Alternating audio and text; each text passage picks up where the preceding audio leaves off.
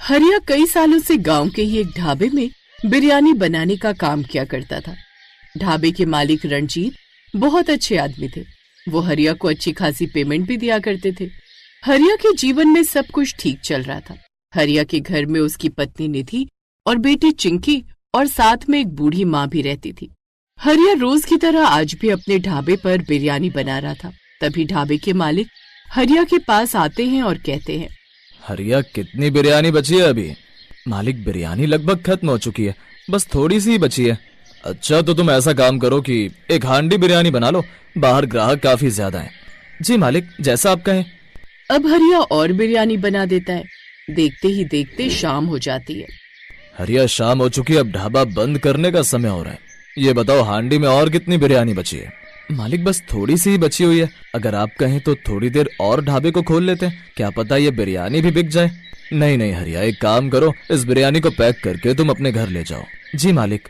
रणजीत की बात सुनकर अब हरिया बची हुई बिरयानी पैक करके अपने घर ले जाता है और घर आने के बाद वो बिरयानी अपनी पत्नी को देते हुए कहता है, निधि, आज भी ढाबे में थोड़ी बिरयानी बच गई थी और ये बिरयानी मालिक ने मुझे घर लाने को कह दी। ये लो, इसे गर्म करके सबके लिए खाना लगा दो। जी मैं अभी लगा देती हूँ। तभी हरिया की बेटी चिंकी कहती है, पिताजी पता है, आज मेरी सहेली बता रही थी कि उसके माता पिता को आपके हाथों की बिरयानी बहुत पसंद है। वो पूछ रही थी कि आपने इतनी अच्छी बिरयानी बनाना कहाँ से सीखी। तेरे पिताजी ने बिरयानी बनाना तेरे दादाजी से सीखा है बेटा। तेरे दादाजी एक समय बहुत टेस्टी और लाजवाब बिरयानी बनाया करते थे। बाहर वालों के साथ साथ घर वालों को भी हरिया के हाथ की बिरयानी बहुत पसंद थी और ऐसे ही ढाबे पर काम करके हरिया का जीवन अच्छा खासा चल रहा था। एक दिन की बात है, हरिया ढाबे पर पहुंचा तो ढाबे पर ढाबे के मालिक नहीं आए थे और ये देख हरिया ढाबे पर ही काम कर रहे मुकेश से सवाल करता है, क्यों भाई मुकेश, आज अभी तक मालिक नहीं आए? उनकी तबीयत तो ठीक है ना? हरिया, मैंने सुना है कि मालिक की तबीयत कुछ ठीक नहीं और उनके बेटे रमेश मुंबई से आए हुए हैं, तो शायद आज से काम वही संभालेंगे। वे लोग ये बातें कर ही रहे थे कि तभी रणजीत का बेटा रमेश वहाँ आ जाता है और सभी लोगों को कहता है, आप लोगों को तो खबर मिल ही गई होगी कि पिताजी की तबीयत कुछ ठीक नहीं है, तो आज के बाद इस ढाबे को मैं ही संभालूंगा। जी मालिक, ठीक है, तो आप कहें तो हम अपना काम शुरू कर देते हैं। देखो हरिया, मैं अपने ढाबे पर कुछ अलग तरह की बिरयानी बनाना चाहता हूँ, इसीलिए मैंने मुंबई से कुछ रसोइयों को बुलवाया है, तो आज से तुम यहाँ पर काम नहीं कर सकते। रमेश के मुंह से ये बात सुनकर हरिया के पैरों तले जमीन खिसक जाती है। मालिक, ये आप कैसी बातें कर रहे हैं? अगर आज आप मुझे इस काम से निकाल देंगे तो मेरा घर कैसे चलेगा? और ढाबे से ही तो मैं अपना घर चला रहा था। मैं आपके आगे हाथ जोड़ता हूँ, मैं आपके पैर पकड़ता हूँ, कृपया करके मुझे इस ढाबे से मत निकालिए। मेरे घर का गुजारा इस ढाबे से होता है। माफ करना हरिया, लेकिन मैं तुम्हारे लिए अपनी जुबान खराब नहीं कर सकता, जो मैं मुंबई में उन रसोइयों को दे चुका हूँ। अब तुम जा सकते हो। हरिया की बहुत विनती करने पर भी रमेश उसकी बात नहीं सुनता और हरिया को अपने ढाबे से निकाल देता है। इधर हरिया अपने घर आता है और अपनी पत्नी और माँ को सारी बातें बताता है। ये सुनकर हरिया की पत्नी कहती है, रमेश बाबू ने आपको ढाबे से निकालकर अच्छा नहीं किया, लेकिन कोई बात नहीं, आप इतनी चिंता मत कीजिए। परिवर्तन तो प्रकृति का नियम है। भगवान ने जरूर आपके लिए कुछ और अच्छा सोच कर रखा होगा, तभी आज वो हमें ऐसे दिन दिखा रहा है। हाँ बेटा, बहू सही कहती है, तुझे मायूस होने की जरूरत नहीं है। तू इतनी अच्छी बिरयानी बनाता है तो अपना काम क्यों नहीं शुरू करता?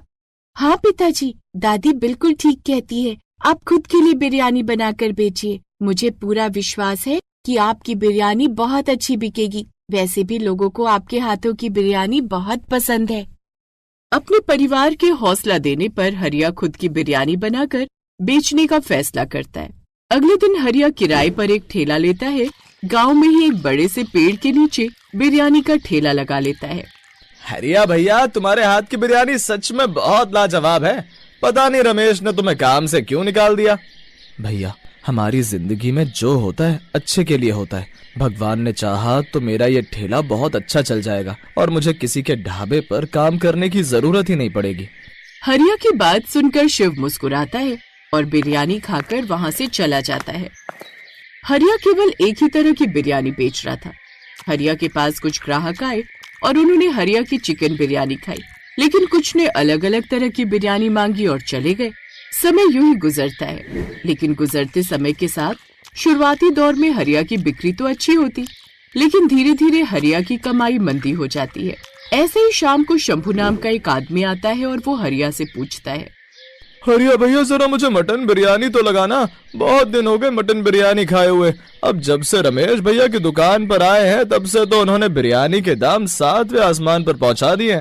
यहाँ तुम बिरयानी सस्ती दे रहे हो तो सोचा तुमसे बिरयानी ले लूं। भाई मेरे पास तो सिर्फ चिकन बिरयानी है। हरिया भाई इसीलिए तो तुम्हारा ठेला नहीं चल रहा। सामने वाले ढाबे पर रमेश बाबू ने अलग अलग तरह की बिरयानी बनवाना शुरू कर दी है, इसीलिए लोग अपनी अपनी पसंद के हिसाब से वहाँ बिरयानी खा लेते हैं। तुम्हें भी अलग अलग तरह की बिरयानी बनानी चाहिए। ऐसा कहकर शंभू चला जाता है और हरिया अपने घर आता है और अपने परिवार को सारी बात बताता है। ये सुनकर हरिया की माँ कहती है, तो इसमें कौन सी बड़ी बात है बेटा, अगर लोग अलग अलग तरह की बिरयानी मांग रहे हैं तो ये तो बहुत अच्छी बात है।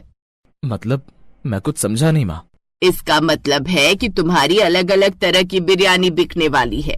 तुम ऐसा करो कि 10 अलग अलग तरह की बिरयानी बनाकर बेचो, जैसे चिकन बिरयानी, अंडा बिरयानी, पनीर बिरयानी, वेज बिरयानी, अब सोया बिरयानी। इस तरह की और भी बिरयानी बनाकर बेचोगे तो जरूर तुम्हारी बिरयानी बिकेगी, क्योंकि ढाबे पर बिरयानी महंगी मिलती है और ठेले पर सिर्फ 30 रुपए प्लेट है। लोग 50 रुपए की जगह 30 रुपए में बिरयानी खाना पसंद करेंगे। मैं तो कहती हूँ तुम अलग अलग तरह की बिरयानी बेचना शुरू कर दो। वो सब तो ठीक है, लेकिन 10 तरह की बिरयानी बेचने में बहुत खर्चा हो जाएगा, इतने पैसे नहीं है मेरे पास।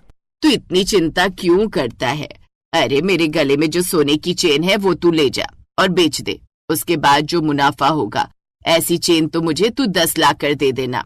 और हाँ, मसाले में बदलाव करना मत भूलना, क्योंकि बिरयानी में मसाले से ही स्वाद आता है। माँ जी बिल्कुल सही कह रही हैं, अब आपको अपनी बिरयानी में बदलाव लाना ही होगा। हरिया को अपनी माँ की बात बहुत पसंद आती है। अगले दिन वो अपनी माँ की चेन बेचकर सारा सामान खरीद लाता है और 10 तरह की बिरयानी बनाकर बेचना शुरू करता है। देखते ही देखते हरिया के ठेले पर भीड़ लग जाती है। ऐसे ही एक दिन शिव दोबारा हरिया की दुकान पर आता है और आज वो वेज बिरयानी खाते हुए कहता है, वाह हरिया भाई, तुमने तो सामने के ढाबे के रसोइयों को भी फेल कर दिया। इतनी अलग अलग तरह की बिरयानी बना रहे हो और वो भी इतनी लजीज, भाई मजा आ गया। जरा 1 प्लेट और लगा दो। हाँ हाँ जरूर लो ना भाई। और इस तरह हरिया का ठेला चल पड़ता है और उसकी काफी अच्छी कमाई होने लगती है। जहाँ एक तरफ हरिया के ठेले पर भीड़ इकट्ठा होती है, तो वहीं अब रमेश का ढाबा बिल्कुल नहीं चल रहा था।